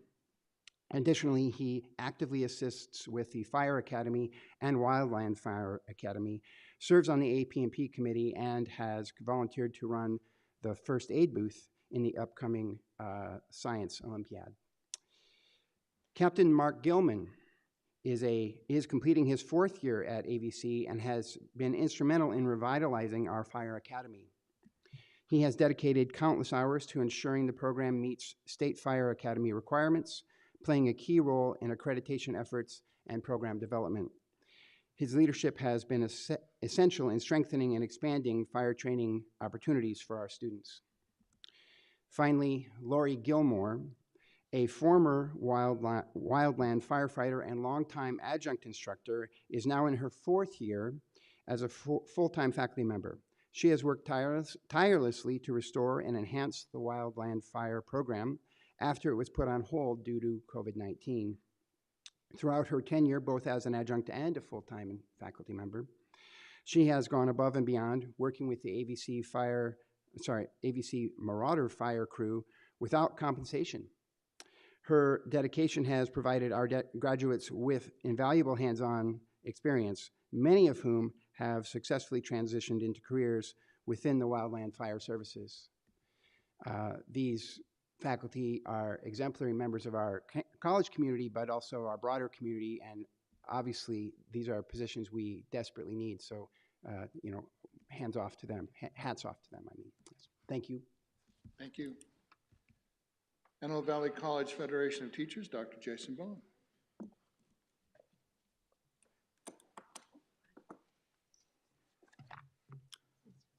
I just want to say, first of all, good morning. And I appreciate all of the work that all of you do. This circumstance that I find myself in, I was tricked into this position, by the way, being union president. I blame Susan Laurie for tricking me. First of all, I want to thank Trustee Buffalo for meeting with me a few Fridays ago. We had coffee, and we had a good talk. And I am looking forward to many more talks like that, not with just Trustee Buffalo, but with all of you. And if there's anything that I would like you to learn about me now, it's that I do not enjoy saying the things that I do to all of you so regularly. I do not enjoy writing perp charges. Now, we've submitted 6 perp charges. Kind of proud of this. I authored 100% of the language of 5 of them. I've had to learn how to do it. I should not, as a union president, have to learn how to write and file and serve perp charges. Now, all of the issues that we have, the 6 perp charges that are currently ongoing, we have hearings scheduled for 2 of them that are now consolidated. All of these matters, all of the problems, everything that I bring to you could be solved if one thing is done. And hear me out here. We all follow the collective bargaining agreement. Thank you. Thank you. Antelope Valley College Federation of Classified Employees, Pamela Ford.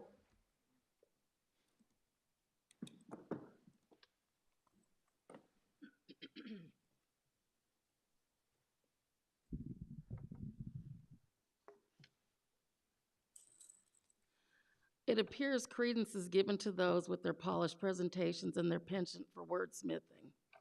And when unions present legitimate concerns, we're met with opposition, indifference, and turning a blind eye to the issues. And we are accused of not bringing the facts. Well, here are the facts. The district employs legal counsel to provide frisk training to management. The training aligns, believe it or not, with the collective bargaining agreement. As an example, management's encouraged to build healthy teams and departments and encourage trust between supervisors and employees. That's Article 1 of the collective bargaining agreement. Employer-employee relations. Progressive discipline, step by step, working with employees to improve if there are deficiencies. Employees should feel supervisors are on their side and want them to succeed. That's Article 17 of the collective bargaining agreement.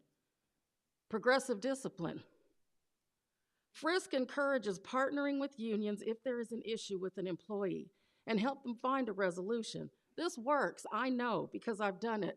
I participated many times working with managers to resolve, to end up in a positive resolution for both the employee and the supervisor. Proactive managers call me at the start of an issue, not at the end. This is the key factor that I think you've all missed. And this is what we were told in the Frisk training, which I'm missing today because I'm here with you. If due process is not followed and the district terminates an employee, no hearing officer is going to take away an employee's property rights, which is their salary. That's why Keena's case was so significant, because there was no progressive discipline, no opportunity to address the information that addressed inequities that could have been erroneous, and there was absolutely no negative evaluations or write-ups. Yet, you all voted 4-0 to terminate this employee. So now this is going to revisit you, and that's a fact. Although HR asserts CMS does not have due process rights, that's what was asserted all during Keena's case, because they are at-will employees, which is a term I detest. At the last training session, I asked the legal counsel about due process for confidential management supervisory employees. And your legal counsel's response was all employees have the right to due process. If the collective bargaining agreement and Frisk training align, why the opposition? Who are you really opposing? You're opposing your own legal counsel. Why aren't you encouraging your employees to encourage management to abide by the guiding principles of Frisk training and the CBA, APs and BPs and so forth?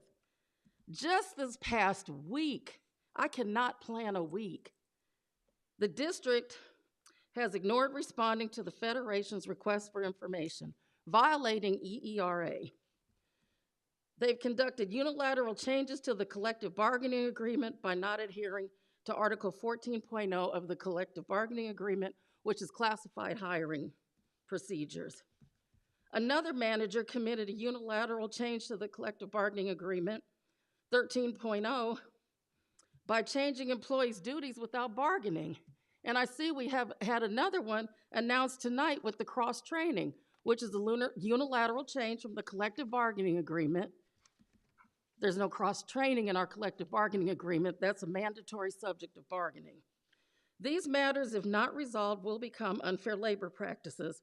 Board members, I ask you the following. Please provide a response at the next board meeting if you can, or if you turn to pass it down to Dr. Zealot. And I'll email these questions to Patty so she can get them to you. I have a hard copy for you, Mr. Buffalo, after the board meeting, since you don't read emails. Why is the district not directing managers to adhere to the CBA? Why is the district not responding to requests for information? Why does every issue have to go to an investigation? Why is progressive discipline not being followed? How many administrators are investigated by outside investigators? And when the findings are unsubstantiated, are they having written warnings placed in their files because the district needs to find something? Hold your administration account. If you find yourself upset by these questions, or because we keep coming to you, reaching out to you to try to get this place back to a state of balance, if you're upset by that, then you only have yourselves to blame. Hold your administration accountable. You're aware of the disciplinary actions, investigations, terminations. It's time to help us all be better, Take the one-sided blinders off and hold your administrators accountable. Thank you. Thank you. Confidential Management Supervisory Administrator Employees, Ashley Hawkins.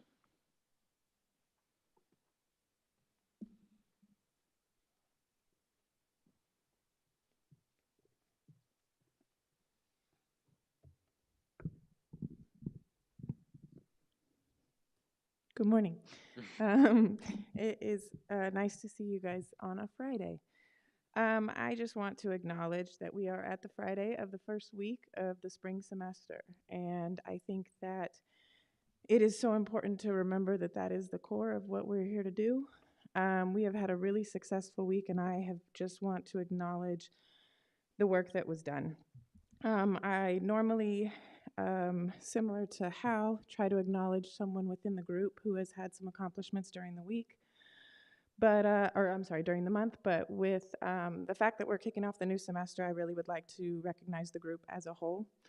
The work that's been done to kick off this semester has been remarkable. And while we're in a time of uncertainty in the country and there is unrest among our students, they come to us for stability, and they come to us for a feeling of safety. And without the amazing faculty, classified staff, and CMSA folks that we have on this campus, our students wouldn't have that. So I just want to acknowledge I'm proud to be a part of this team, and thank you so much for the work that we do. Thank you. Associated Student Organization, Renee Lynn Wilson. Is she here today? Okay. Antelope Valley College Foundation, Diane Knipp.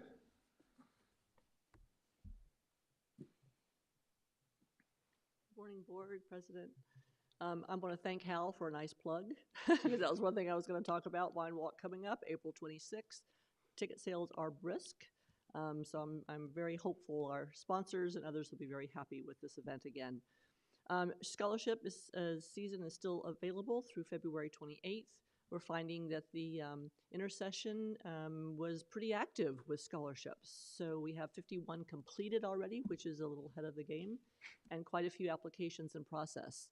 So I'll be very hopeful that we should have a lot of applicants for our donors. We usually have about 80 to 90 participants reading our scholarships, from community members to yourselves to internal candidates. So I want to say thank you ahead of time because it's coming up again in March. Any questions? Yes. How much are the scholarships given out? Like $200, $400? The minimum scholarship is $500, and I'll tell you from last year, the average student received anywhere from $1,500 to $1,700 in scholarships. Ms. Knipp, I have a quick question. How do the Board of Trustees up their donation to the foundation? I know when I was first elected, I signed up to give a portion of anything earned to the foundation, and I would like to increase that. I'll send you a form that you can do that with. Not a problem. Thank you for that extra help.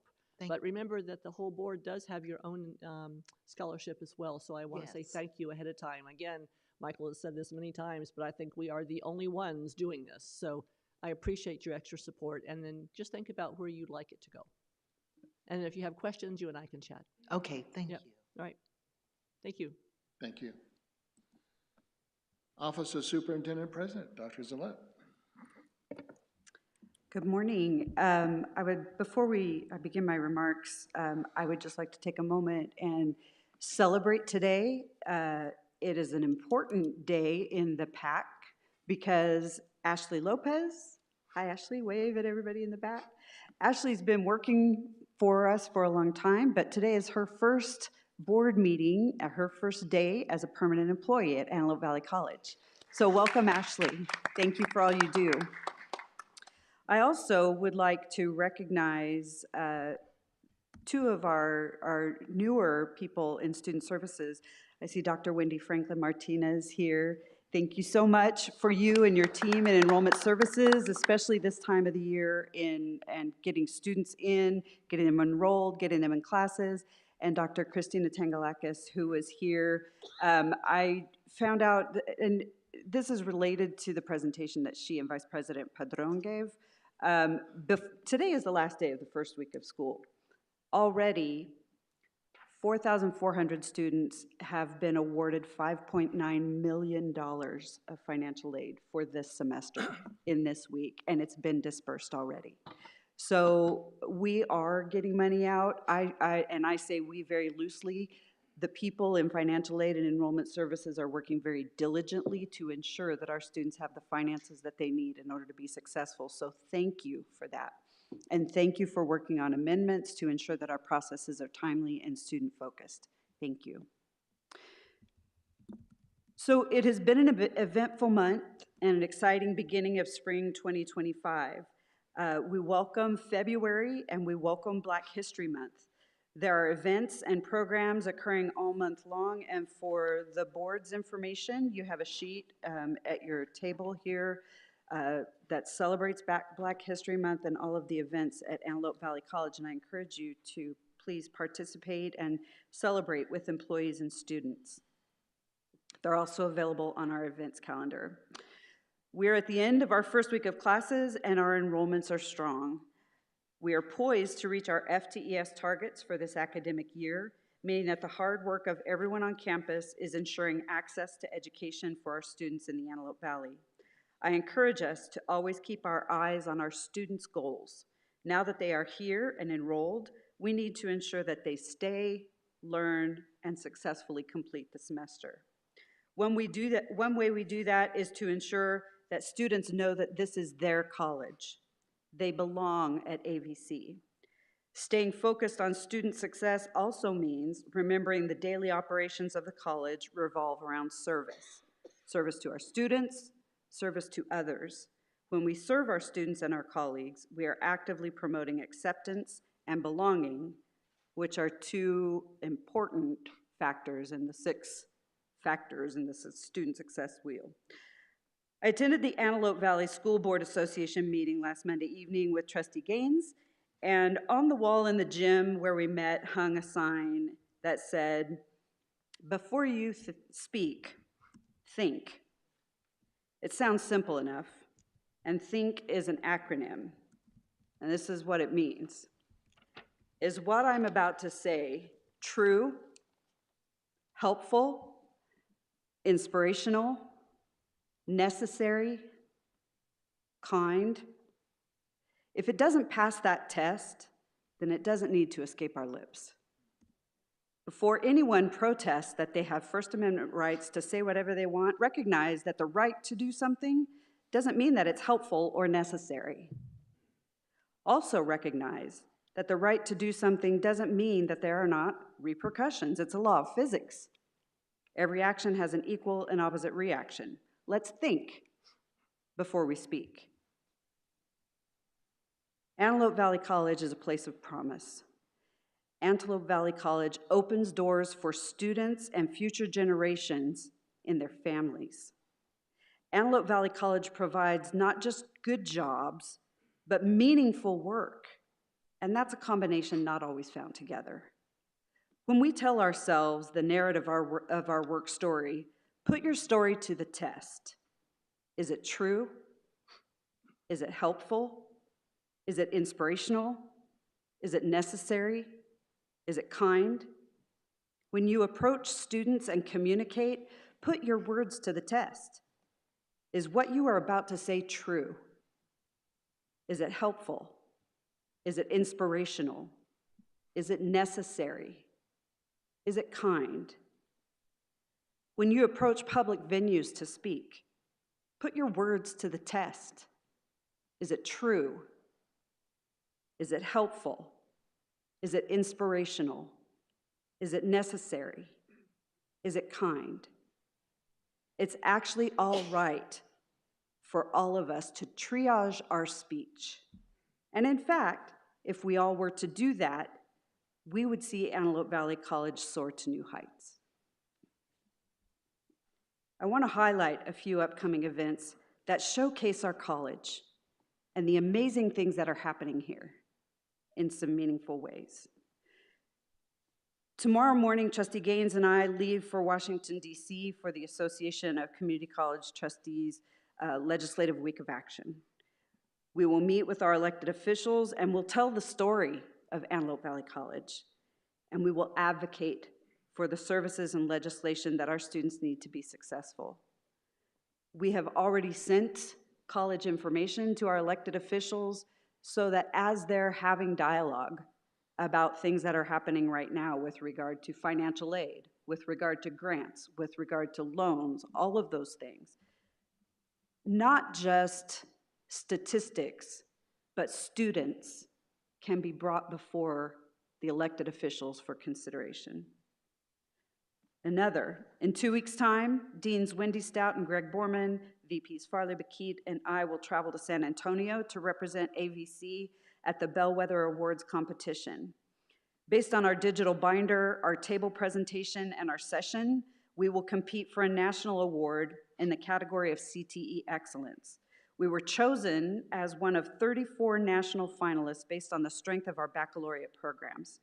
Being at this level of selection is already an honor, and I look forward to next month's presentation on the event. A team of AVC representatives led by People, Culture, and Talent participated in the Community College Job Fair in Anaheim, showcasing the openings and attracting potential employees. We are recruiting for, I believe, 17 faculty positions right now. So we are excited for this opportunity to expand our ranks and to bring in more people who are student-focused and eager to help our students achieve their goals. Many thanks to Dean Ben Partee and the committee that put on the recently revived Antelope Valley College Athletic Hall of Fame banquet. The sold-out event was an incredible success, honoring our legacy of excellence in athletics through the years. Such positive interaction between AVC, our alumni, employees past and present, and the community reminds everyone of the history of excellence and continued relevance of this institution. Now more than ever, I encourage us all to hold to the principles of AVC serves: service, equity, resources, vision, education, success, and now more than ever, let's serve students and be kind. Thank you. Thank you. Board member comments. Student trustee. Good morning, everyone, and welcome to the second semester. We are back. I've heard from a lot of students that they are very thankful and grateful for the intersession, and it was a great period for them to get their units done before graduation. So thank you to the rest of the board for approving that last year. It's been very successful. But I will say it's been a bit of a shock to go straight from the intersession right back into the new semester. And so good luck to all of us on adjusting. And I'd just like to bring our attention to next Saturday, the 15th, is going to be Science Olympiad here on campus. And it is our annual event that is hosted by the Science Olympiad organization. They come to our campus and they host a wonderful STEM event for all the elementary students, middle school students, and high school students here in the area. We have lots of ABC students volunteering. And if you'd like to come, it's a great display of our talents here in our community. Thank you. Thank you. Ms. Harvey? Mr. Reeves? I want to thank all the speakers that got up today, and I welcome all the new employees that we have. I just want to point out that I was watching a webinar this week on the state budget. Governor Newsom has as one of his priorities CTE, and he also has one of his priorities to follow students to make sure they complete their studies. And that's encouraging to the people I know in the audience that spoke about CTE. I'm a firm believer in CTE, and I really believe that CTE will save the community college system in the state. Have a good weekend. Thank you. Ms. Gaines? Thank you. I too want to say thank you to Dr. Ben Partee. It was a lovely Athletic Hall of Fame event last Saturday, and I really appreciated seeing all of our former coaches and athletes. We had quite a turnout. It was very exciting. So thank you, Dr. Partee, for making that such a successful event, and everyone who worked on that. A week ago today, I brought a team of 8 people to Antelope Valley Community College because, as you've heard, CTE is becoming prevalent in all of the K-12 districts. And in my district in Southern Kern, we passed a bond, so we will be building a 20,000 square foot CTE building. So I wanted to bring a team here because we're better for my team to really get to see the impact of some amazing CTE programs other than right here at Antelope Valley Community College. And I want to give a serious shout out to Dean Greg Borman. Wow. Yeah, his depth and breadth of knowledge on all the pathways, and I know we did not see them all, but we came primarily to learn about the aerospace, because I think it's important, as we all know as educators, that a small percent of our high school graduates will go on to a 4-year or pursue that bachelor's degree. A larger percent of them will want to learn a trade and go into the job force. So I think, to piggyback on what we've heard, Antelope Valley Community College is doing a phenomenal job. When you attend Antelope Valley School Board meetings, you hear other K-12, even K-8 districts talking about how do we get the CTE down at the middle school. And so I just want to say to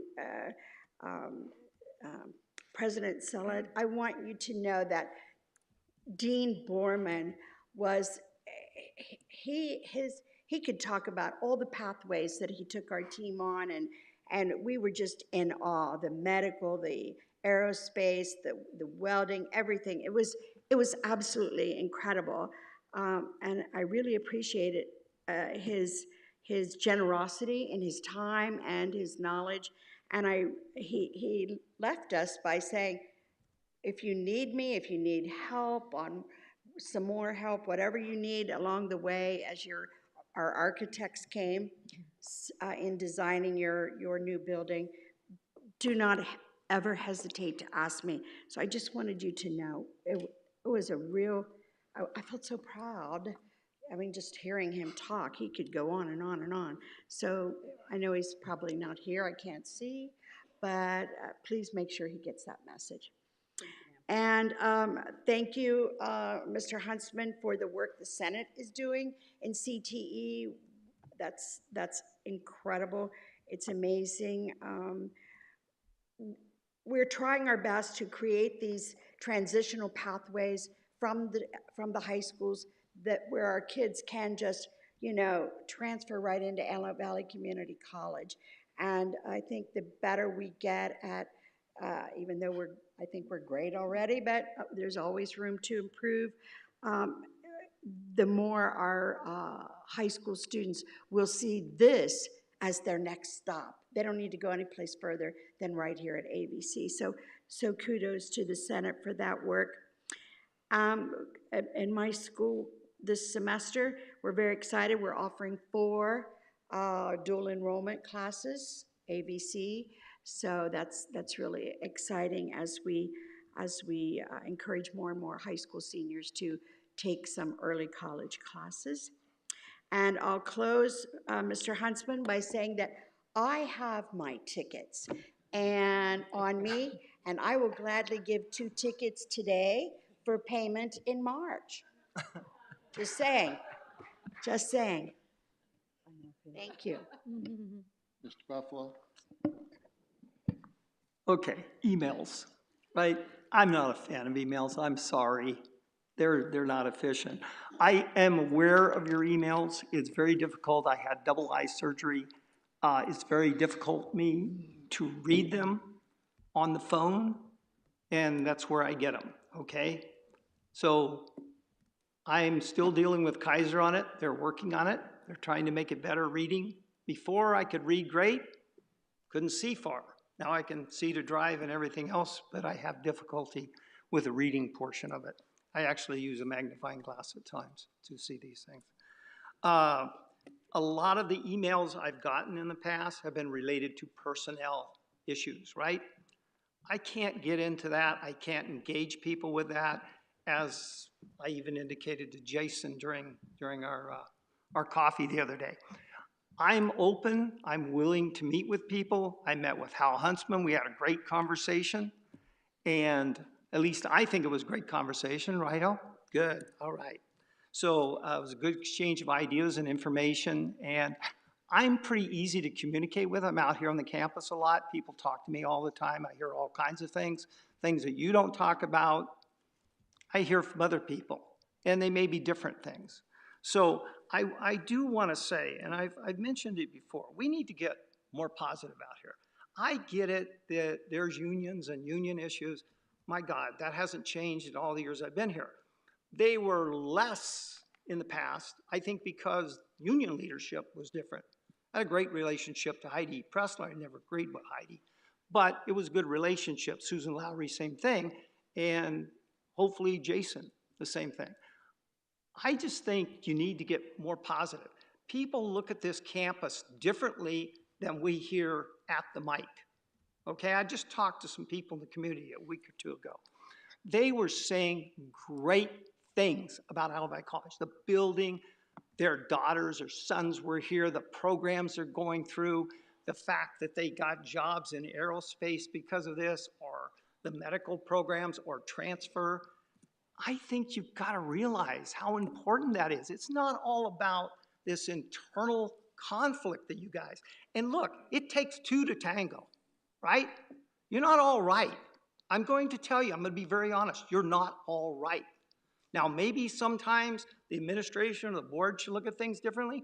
I don't know. We try to be open, we try to be fair, but I think this assumption that this is the way and this is the process, and by God, this is the way we interpret the process, your interpretation may be wrong, but you've got to try to be more positive. There's a lot of good things going on here. If you don't believe there's not a lot of things going on here, go out in the community, start talking to those people, because they will tell you. And that is a good barometer. And great for the Hall of Fame. It was a great community event. Sold out again. Older students that have been here years ago, sometimes their kids are here. Sometimes the staff come back. The things they say and interact, it was incredible. So, and the comments and some of the letters we received from people. That's it. That's all I have to say. Thank you. There will be no reason to go back into closed session after this. Our date of next meeting is March 10th, 2025, and we will be at Palmdale. So that's it for today. Thank you very much.